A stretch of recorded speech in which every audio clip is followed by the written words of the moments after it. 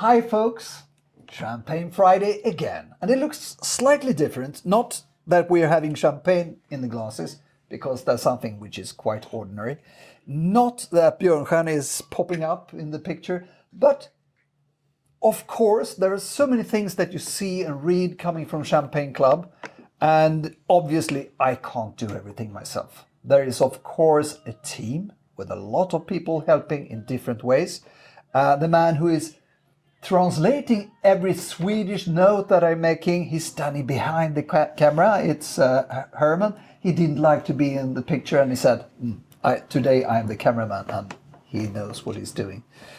The other guys here, Björnstjerne, you know, and this is Ulf, and that is... I've been once before, yes. Yes, you've been... I think you had the same color at that time. I'm not sure. No. Outdoors in the summertime. I had shorts on. We were very leisure. And Tense, you have never seen before. It's our Swedish West Coast man. And this time, I just want you to meet them. And they will give a few words about why they love champagne.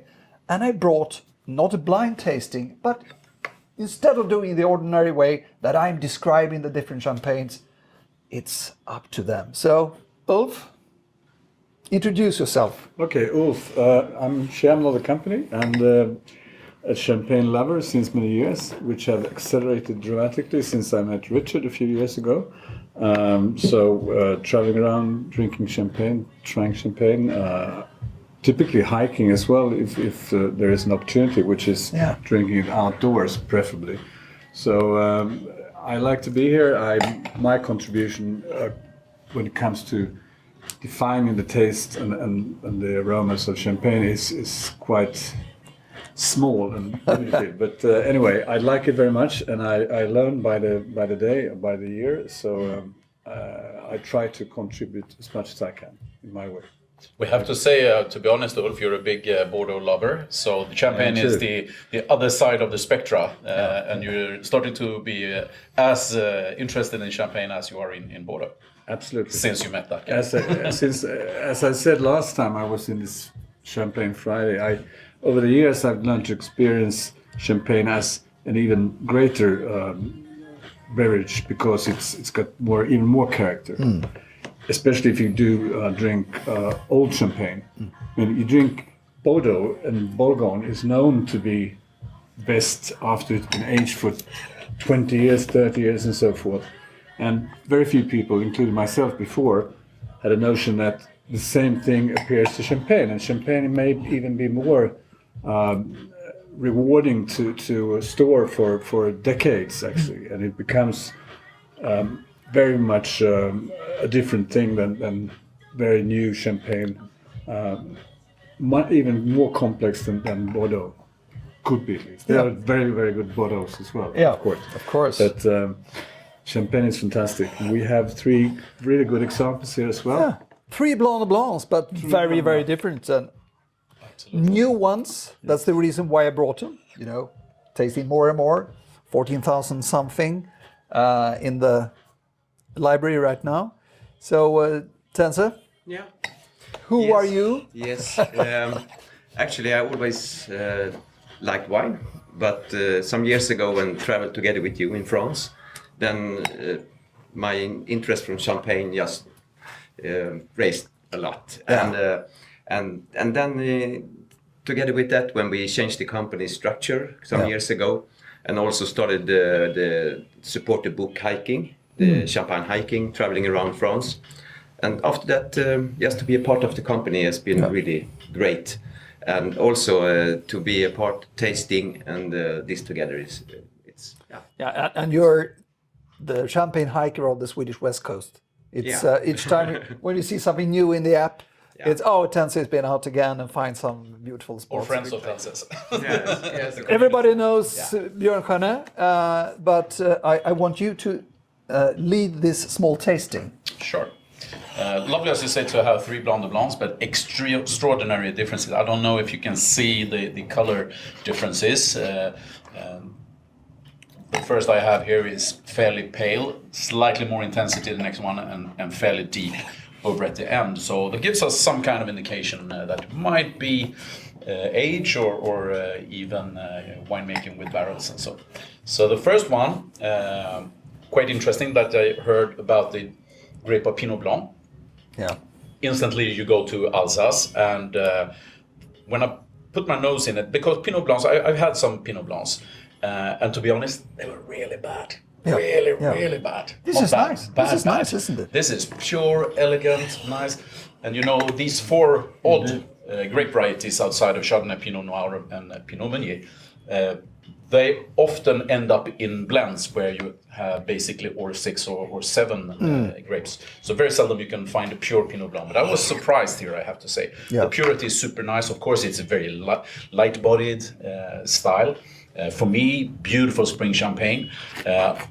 Directly when I put my nose in it, I thought, wow, what about when the first German white asparagus will be in season?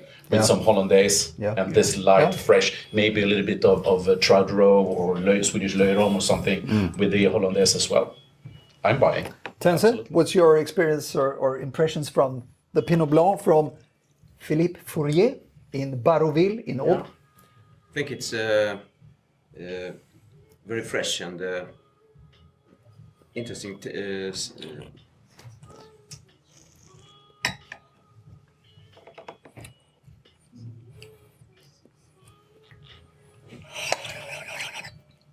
It has that like lemony, almost like it's Granny Smith. I know that Rickard is It's- not fond of Granny Smith, Yes, I am. especially Yes, in I the am. vintage of 15 when it is that the bitterness of the skins. It's But, more when it goes to the yellow part. but here you have the flesh of the Granny Smith, that you know, saliva going, really super fresh, I have to say. Really fresh, yes. Now we're shooting in February, but imagine one of the first spring lunches when you can sit outdoors. Yeah.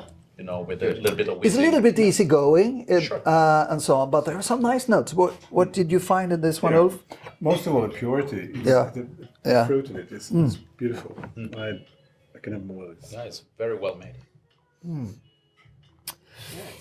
There are some really obvious notes of elderflower and some more flowery notes, and there is also some pineapples and more exotic notes, which is more typical of the grape.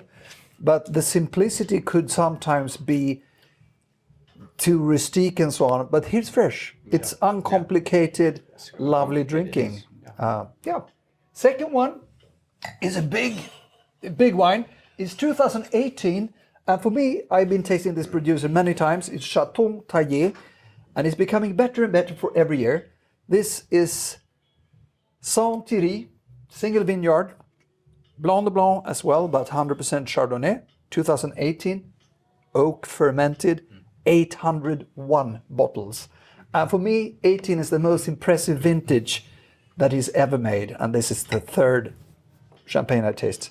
So, guys, what did you find here? It's a big one. Really big. Really broad shoulders. It's side by side with the Pinot Blanc. You know, is it even from the same region? Is it also Blanc de Blanc? Yeah, but another style. It is very impressive. As we said when we just had the first sip. Wow, it's you know kicking and it's vibrant and It's like rustic cellar. It's, Sure. It's really, robust. for me it's so big. This is hardly an aperitif champagne. It's you have to really eat something big. For instance, pan-fried scallops with the creamy sauce, those kind of things. Even I would go as far as imagine wintertime, maybe after you know a Christmas dinner or something. You don't want to drink the port wine or some hard liquor. More sitting in the sofa or fireplace and drinking an after dinner champagne. This would suit perfectly. It's a winter wine.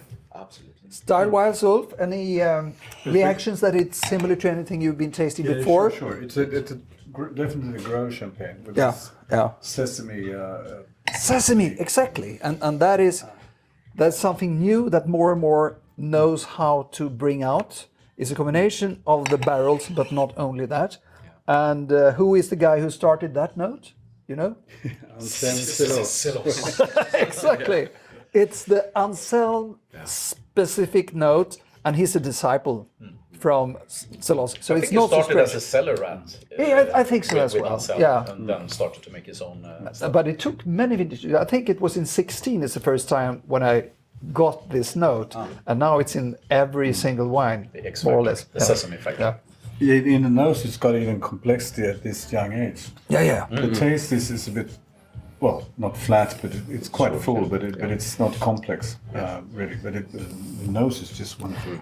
For me, this is a new type of grower champagne where I don't give very high marks for the potential, because I think it's so well made, but it's a little bit like some New World reds and so on. You can drink them very old as well. They keep, but they won't improve. So for my taste, this is perfect to drink now as gastronomic wine, because this nose is better than it will become for me. Later on, it will become more classic, but not as interesting. And then you can go with this huge fruit punch and oaky notes that you have from the start, which will be slightly more lacy. But I think the strength here is the incredible direct force and power. As we don't know, because it's the first time you start to make wines like that. We trust you. You trust me, very good. The last one, the most classic, no barrels, stainless steel. A grower who is really going forward now. I've been emailing a lot. I've been checking new things. They have rearranged their portfolio, new kids on the block, so to say, which is very common in Champagne today. And it's Langria, you will see the label in the film, based in Vertu. So almost everything is Blanc de Blanc, with the exception of a little bit Boussy and Abonnet that's been just borrowed or exchanged. But this is a pure Luminil, which they also have a few hectares there. So it's 2007, not one of the biggest vintages, but kept in the cellar until a couple of months ago. So it's very autolytic, it's very long time, and it's the village of villages for aging Chardonnay. Luminil sur Rocher 2007. Impressions, guys? Excellent. Yeah. A bit animatic on the nose, like ham or something. Yeah, cured ham. Fat Yeah. ham. Yeah. Also some bread. I'm thinking about 07, which is not going down in history as one of the big vintages, but it's very interesting that this is a new release and it's showing this well. And it's always like that to listen to the numbers. So 07 sounds like yesterday, but it's 15 years. But it's so fresh, it's so damn delicious drinking now. It's perfect. I would say the drinking window is right here, right now. It's beautiful. I agree. Absolutely beautiful. Blanc de Blanc. So much older than the 18, but both of them are Different on its merits. peak. Yeah, Yeah. absolutely. So this is the way we work. Soon we're going to have a dinner with some nice fresh fish and some other blind tasting champagnes. So thank you for listening and see you next Friday. Cheers, guys. Cheers. Yeah. Cheers.